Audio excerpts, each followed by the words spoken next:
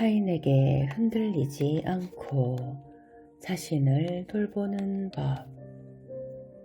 공동의존자, 더 이상은 없다. 제32장. 우리는 다른 사람의 해결되지 않은 문제들에 부대끼며 느껴야 하는 불편함과 어색함을 다스리는 것보다 구원하는 일이 더 쉽게 느껴지기 때문에 그들을 구원하려고 한다. 당신에게 어려움이 있다니 너무 안 됐군요. 내게 필요한 것이 있습니까? 라고 말하는 법을 우리는 배우지 못했다. 대신 우리는 이렇게 말해왔다. 자, 어서요. 내가 당신을 위해 그 일을 해드리겠습니다. 어떤 공동의존자들은 이미 어렸을 때 돌보는 사람이 되는 법을 터득했을 것이다. 그들은 알코올 중독 부모나 여러 가지 문제들을 가지고 있는 가족과 살아야 했기 때문에 그렇게 될 수밖에 없었다. 또 어떤 사람들은 스스로를 돌보려 하지 않고 돌볼 능력도 없어 보이는 알코올 중독자나 주변 사람들과 얽히게 되면서 성장한 후에 돌보는 역할을 시작했을 수도 있다. 우리는 자신의 느슨함을 조이고 다른 사람의 책임까지 감당하면서 스스로 최선이라고 생각하는 방식으로 상황에 대처하고 생존하기로 마음을 먹었다. 많은 공동의존자들은 그 외 다른 방법들로 인해 돌보는 사람이 된다. 누군가가 아마도 우리에게 거짓말을 가르쳤고 우리는 그것을 그대로 믿었을 것이다. 이기적으로 살지 말고 항상 친절하게 다른 사람들을 도와줘라. 네 말이나 행동이 다른 사람의 감정을 좌지우지할 수 있으니 절대로 그 사람의 마음을 다치게 해서는 안 된다. 절대 아니요라고 말하지 마라. 무례한 사람으로 취급받으니 개인적인 기대나 욕구가 있어도 말하지 말고 참아라. 우리는 다른 사람에 대해서는 책임을 져야 하지만 스스로에 대해서는 책임을 지지 않아도 되는 것처럼 배웠다. 또한 많은 여성들은 훌륭하고 바람직한 아내와 어머니란 잘 돌보는 사람이라고 가르침을 받았다. 그 여성들에게는 돌보는 일이 요구되고 기대되었고 당연한 의무가 되었다. 일부 남성들도 좋은 남편과 아버지란 돌보는 사람, 즉 가족 구성원의 모든 필요를 채우는 슈퍼맨 같은 존재가 되어야 한다고 믿고 있다. 종종 우리는 유아나 어린 아이를 돌볼 때 공동의존과 유사한 상황을 경험한다. 유아를 돌보는 사람은 자신의 욕구를 포기하고 하고 싶지 않은 일을 해야 하고 자신의 감정이나 기대를 억눌러야 하며 모든 책임을 도맡아야 한다. 예를 들어 아이가 배고파서 보채면 새벽 4시에라도 부모는 아이의 욕구를 충족시켜 주기 위해 일어나 젖을 줘야 한다. 그러나 아이를 돌보는 일은 구원이 아니다. 그 일은 실제적 책임이며 내가 말하고 있는 돌보는 일과는 다르다.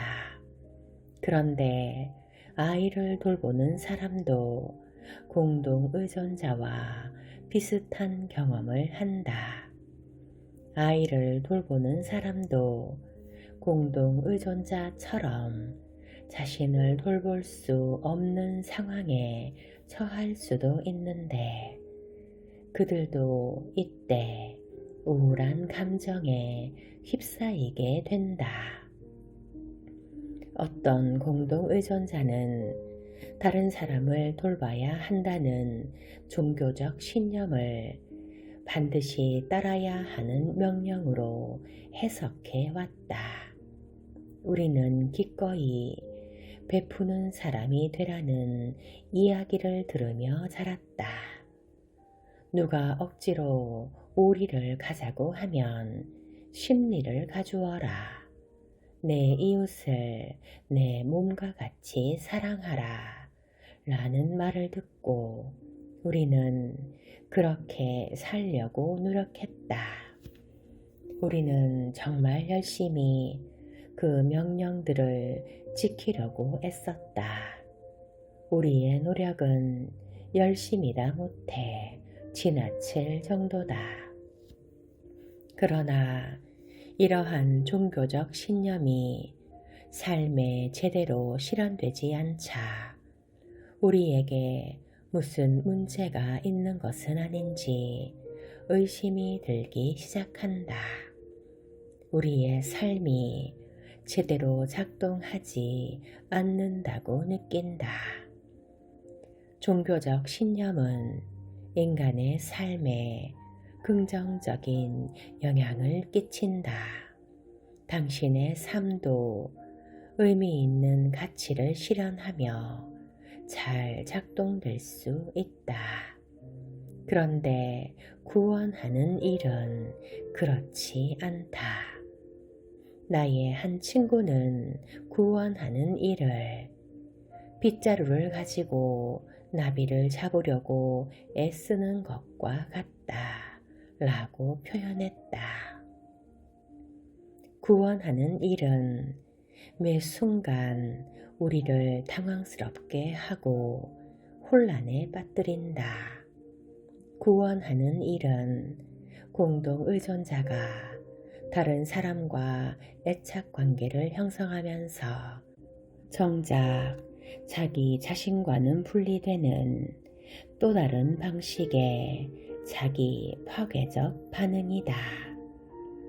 구원하는 일은 공동 의존자인 우리가 다른 사람을 통제하는 방법 중 하나지만 그것은 오히려 우리가 다른 사람에게 통제받는 구실이 되기도 한다. 돌보는 일은 건강하지 못한 부모와 자녀 간의 관계에서도 나타나며 때때로 자신의 삶에 자기 결정권을 가지고 있는 어른과 어른의 관계에서 그리고 종종 어른과 아이의 관계에서도 나타난다. 돌보는 일은 분노를 키운다. 돌보는 사람은 분노하는 부모, 분노하는 친구, 분노하는 연인이 된다. 우리는 불만족스럽고 낙심하고 혼란에 빠진 신앙인이 될 수 있다. 우리에게 도움을 받는 사람 역시 우리와 비슷한 감정의 혼란을 겪거나 무기력해지며 분노를 느끼는 희생자가 된다. 돌보는 사람도 결국 희생자가 된다. 많은 사람들은 성경에 나오는 마리아와 마르다의 이야기를 알 것이다.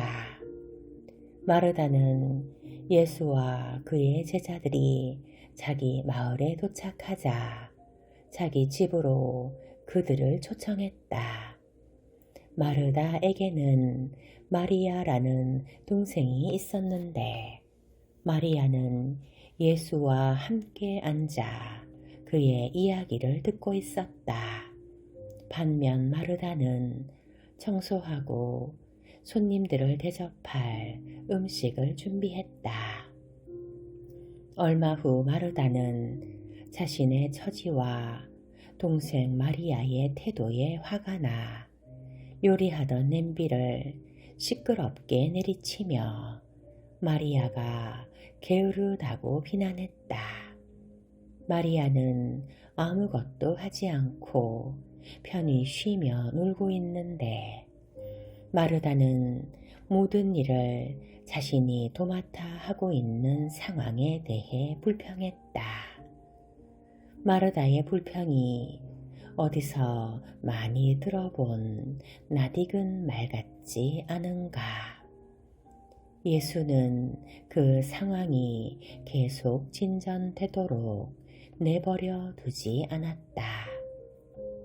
예수는 마르다가 걱정하고 안절부절하지 못하는 상황을 꿰뚫으며 마음을 가라앉히라고 말했다.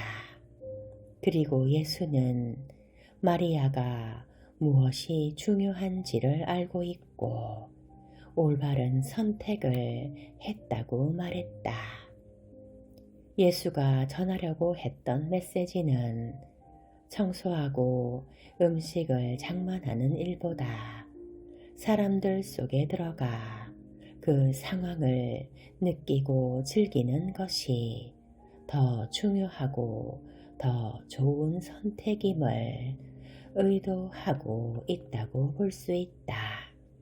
하지만 나는 예수의 메시지가 우리의 선택에 대해 스스로 책임을 지고 우리가 하고 싶은 것을 하고 우리가 원하는 것을 하지 못할 때 어떻게 화가 나는지를 깨달으라는 의미도 함께 담고 있다고 생각한다.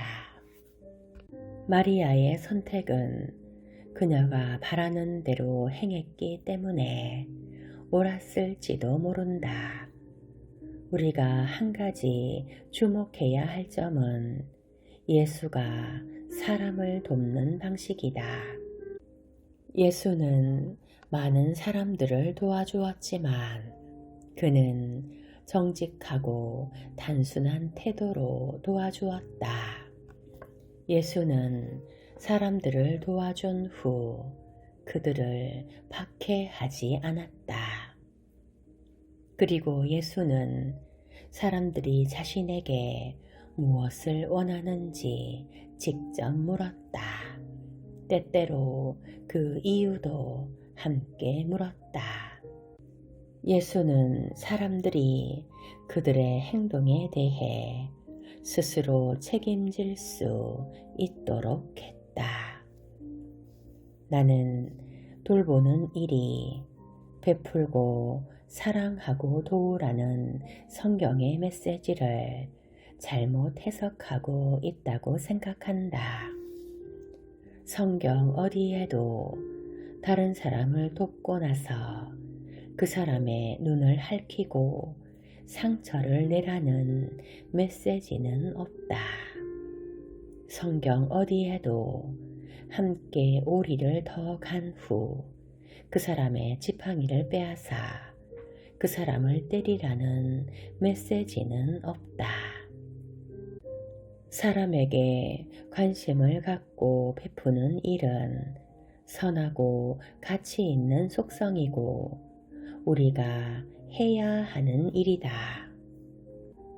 하지만 많은 공동 의존자는 그 제안을 상처가 날 때까지 계속 베풀어야 하는 것으로 잘못 해석했다.